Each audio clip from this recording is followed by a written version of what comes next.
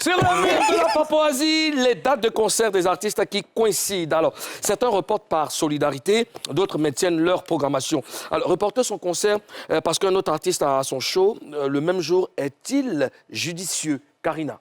Reporter son concert pendant que quelqu'un... C'est bon, c'est pas mal comme décision. D'accord. Parce que regarde, moi, Yabongo a eu son concert il y a quelques jours.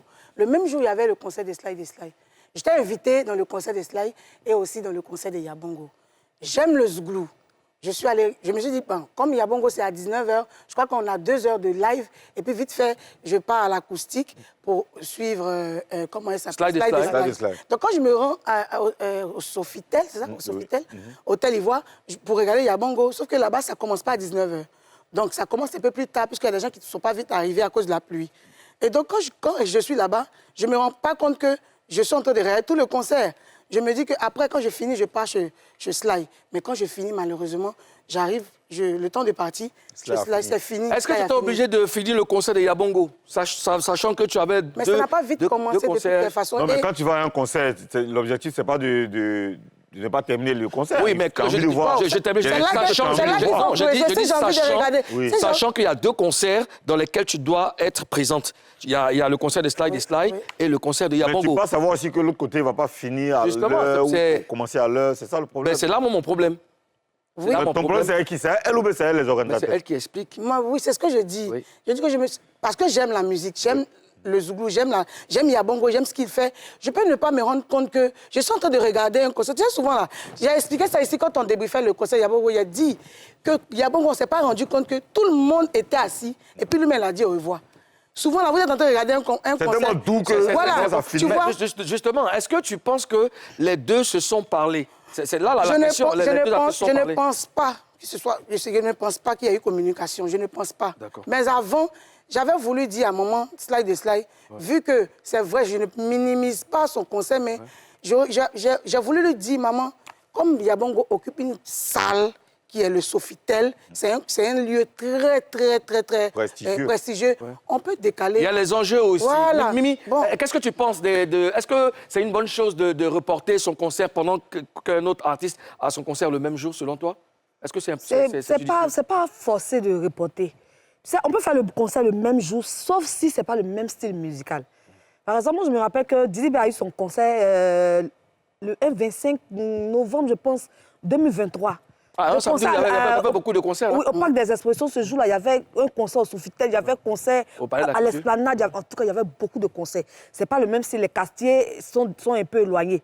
Mais quand c'est le même style, par exemple, tu fais du coupé-décalé, ton ami fait du coupé-décalé, vous choisissez la même... Au Palais de la Culture, il y a beaucoup de salles. Vous choisissez la même salle pour faire le concert et puis tu ne reportes pas. Tes amis vont aller où, puis ils vont laisser qui? Quand c'est comme ça et que tu sais, tu peux reporter. D'accord. Aux Jeux d'Afrique, je pense qu'il y a des enjeux aussi qu'il faut regarder. Hein. Il y a beaucoup de artistes qui font le même style, que le concert le même jour. Est-ce que c'est judicieux de reporter à cause de l'autre? Non, il y a beaucoup de choses qui rentrent en ligne de compte. Ça dépend parfois des relations entre les artistes, des relations entre les artistes et les promoteurs, des relations entre les promoteurs eux-mêmes, des relations ou bien une visibilité claire sur les différentes fanbases. Il y a les artistes, par exemple, qui sont conscients qu'ils ont pratiquement les mêmes fanbases que d'autres artistes, justement, que l'autre artiste. En fait, il y a beaucoup de calculs qui rentrent en ligne de compte. Ouais. Après, tu peux faire une analyse très claire où tu sais que, bon, de toute façon, si Karina fait son concert, moi, je peux faire mon concert. C'est vrai qu'il y a des gens qui l'aiment aussi, mais quand tu fais le calcul, tu vois que c'est pas grave. Il y a des choses que tu peux gérer, tu vois. Mais après... ça dépend souvent du genre musical. Il y a des genres musicaux comme le Zouglou qui ont basé leur vie artistique sur la solidarité. Sur la solidarité, exactement. Le Zouglou, c'est ça. Le Zouglou, quand un même sort un single, l'autre va attendre d'abord quelques semaines avant de sortir son single. Ils se concertent, ils se parlent entre eux. Tu vois, c'est dans le Zouglou qu'il y a le concept de Doya. Le concept de Doya. Donc, ça fait que chez eux, c'est difficile de faire 2 concerts Zouglou le même jour. Merci de reconnaître ça. Pour apporter un peu d'eau à ton moulin, tu vois, il y a le concert de Soumbi le 2 août. Les garagistes aussi avaient prévu leur concert le 2 août. Et ils se sont vus obligés de reporter. Parce que il y a le respect là-bas et la c'est le totalité. Zouglou.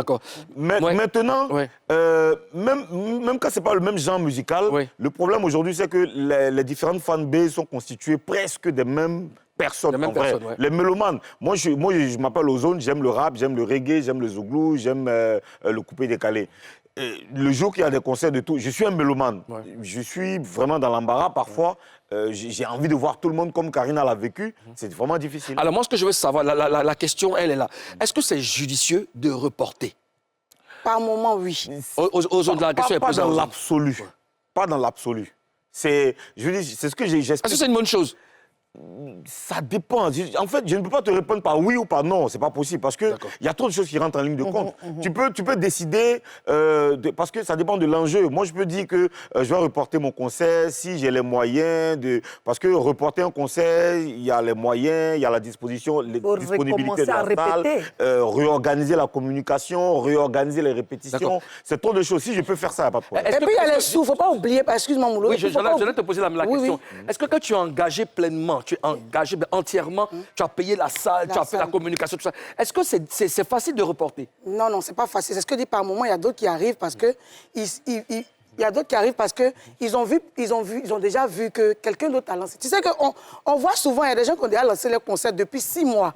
Et puis il y a d'autres qui viennent lancer leur concert après, pour couper la route. Ça, c'est de la méchanceté. Après, il ne faut pas qu'on oublie que les mélomanes, là, ils ont beaucoup de choses à gérer dans leur vie. Ils n'ont pas que des concerts à aller regarder. Il y a des tickets à acheter, il y a le transport, il y a d'autres qui quittent loin. Tu vois, il n'y a pas qu'à Abidjan, il y a d'autres qui quittent dans des villes à l'intérieur, qui doivent payer des transports, qui doivent payer le ticket. Et s'ils doivent payer le ticket, et puis transport pour venir, il va payer le ticket de Moulou. C'est clair. Le ticket de zone. C'est beaucoup. Ah non, il faut qu'il paye mon ticket, un ticket de Zoua, un ticket de Karina, de Mimi, il faut. Alors Karina, moi je veux savoir, les artistes qui ne reportent pas leur concert, sont-ils forcément méchants? Parce que c'est ce qu'on entend le plus souvent. Non, s'ils ne reportent pas leur concert, ils ne sont pas méchants. C'est ce que j'ai dit tout à l'heure. Ils ne sont pas méchants parce qu'il y a d'autres qui programment leur concert depuis 6 mois. Ça, là, ils peuvent ne pas reporter. Mais ceux qui viennent après, qui viennent couper, là, c'est eux qui sont méchants. Mimi, qu'est-ce que tu en penses? Est-ce qu'ils sont... Ces gens sont méchants?